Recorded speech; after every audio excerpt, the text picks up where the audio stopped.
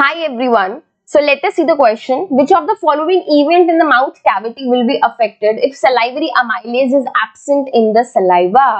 तो बेटा क्वेश्चन में कहा है कि हमारे माउथ के अंदर जो सलाइवा है, अगर उस सलाइवा के अंदर सलाइवरी अमाइलेज क्या हो जाता है, एब्सेंट हो जाता है, तो क्या इफेक्ट होगा, कौन सा इवेंट इफेक्ट होगा हमारे माउथ के अंदर।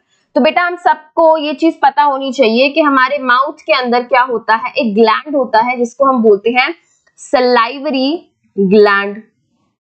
ये सलाइवरी ग्लैंड बेटा रिस्पॉन्सिबल है फॉर सिक्रीटिंग सलाइवा। अब इस सलाइवा के अंदर बेटा क्या होता है, एक एंजाइम प्रेजेंट होता है सलाइवरी अमाइलेज। अब अगर मैं सलाइवरी अमाइलेज की बात करूं बेटा, this salivary amylase is responsible for conversion of starch into maltose.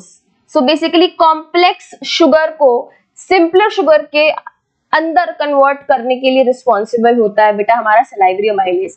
तो ये जो स्टार्च का कन्वर्जन है, इनटू माल्टोज, ये क्या करता है बेटा, ये कौन करता है, ये करता है हमारा सलाइवरी अमाइलेज। तो अगर सलाइवरी अमाइलेज नहीं होगा सलाइवा के अंदर तो ये क्या होगा बेटा, ये इवेंट इफेक्ट होगा।